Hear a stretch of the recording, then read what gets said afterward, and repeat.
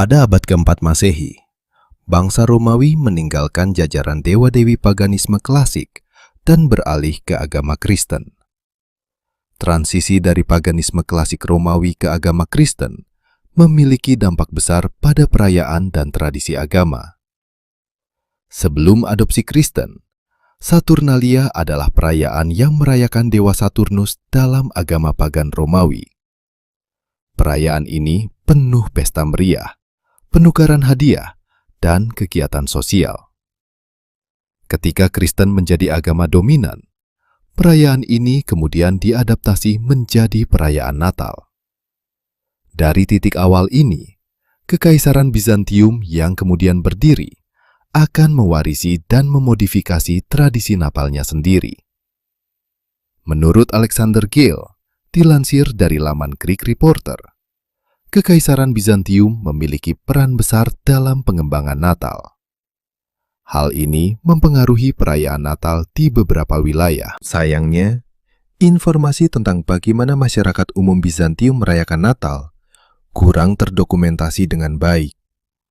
Meski demikian, sejarawan telah menemukan sejumlah catatan tentang perayaan Natal yang diadakan oleh kaisar-kaisar Bizantium, bangsa Romawi, dan kekristenan. Pada tahun 313 Masehi, Kaisar Konstantinus mengeluarkan Maklumat Milan yang menerima agama Kristen. 1 dekade kemudian, agama ini menjadi agama resmi Kekaisaran Romawi. Konstantinus juga memindahkan ibu kota kekaisaran dari Roma ke Bizantium dan menamai kota itu Konstantinopel. Kekaisaran Romawi secara permanen terpecah menjadi timur dan barat pada tahun 395 Masehi, setelah kematian Theodosius Sertu. Kekaisaran Romawi Timur bertahan lebih lama dari Kekaisaran Romawi Barat, yang runtuh pada abad ke-5 Masehi. Sejak saat itu, banyak sejarawan menyebut Kekaisaran Romawi Timur sebagai Kekaisaran Bizantium. Bagi orang-orang di Kekaisaran Bizantium, Paskah atau kebangkitan Kristus seringkali dianggap sebagai peristiwa yang lebih penting dibandingkan dengan Natal. Meskipun demikian, Gale menjelaskan, perayaan Natal tetap dihargai dan dirayakan secara mewah dalam budaya Bizantium. Beberapa saksi dari perayaan ini meninggalkan catatan tertulis. Salah satu catatan muncul dalam karya Liutprand dari Cremona, kata Gale. Cremona adalah seorang uskup dan sejarawan Italia yang dikirim sebagai diplomat ke Konstantinopel pada abad ke-10. Ia diundang secara pribadi oleh Kaisar Bizantium untuk merayakan Natal, bersama dengan para pejabat asing lainnya dan para abdi dalam kekaisaran. Dalam catatannya, Cremona mengatakan bahwa perayaan Natal berlangsung di sebuah istana yang disebut Decanea Cubita, yang berarti rumah 19 sofa. Di tempat ini, kaisar dan para tamunya bersandar di sofa untuk makan dengan gaya Romawi kuno. Perayaan Natal berlangsung sangat mewah. Dalam catatannya, Cremona mengenang bagaimana segala sesuatu disajikan dalam bejana, bukan dari perak, tetapi dari emas. Tak hanya tempat yang mewah dan hidangan makanan yang lezat, Cremona juga melihat hiburan-hiburan yang berlangsung di tengah pesta. Mengenai berbagai hiburan yang saya lihat di sana, akan sangat sulit untuk menggambarkan semuanya, tulis Cremona. Namun, ada satu tontonan yang sangat memukau Cremona sehingga ia mencatatnya.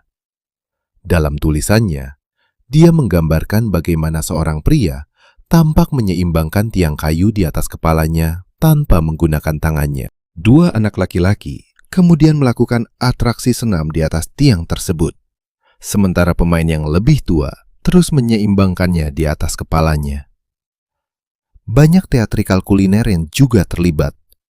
Diplomat Italia itu menyaksikan bagaimana makanan padat berupa buah dibawa dalam 3 mangkuk emas yang terlalu berat bagi pria untuk diangkat dan datang dengan pembawa yang ditutupi kain ungu.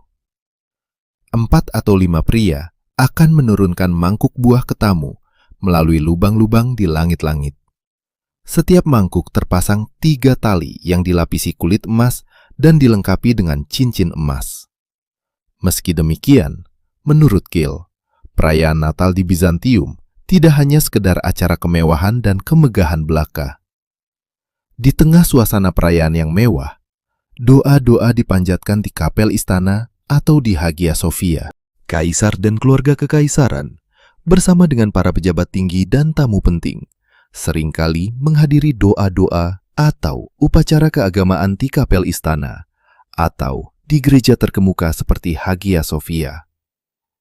Salah satu ritual yang diadakan secara khusus di Bizantium adalah prokipsis. Ritual ini terjadi 2 kali dalam setahun, yaitu saat Natal dan Epifani, perayaan yang merayakan penampakan pertama Yesus kepada dunia. Selama upacara di Konstantinopel, Keil menjelaskan, orang-orang di kota itu melihat kaisar di atas panggung yang tinggi, diterangi oleh cahaya dan diiringi trompet dan instrumen lainnya.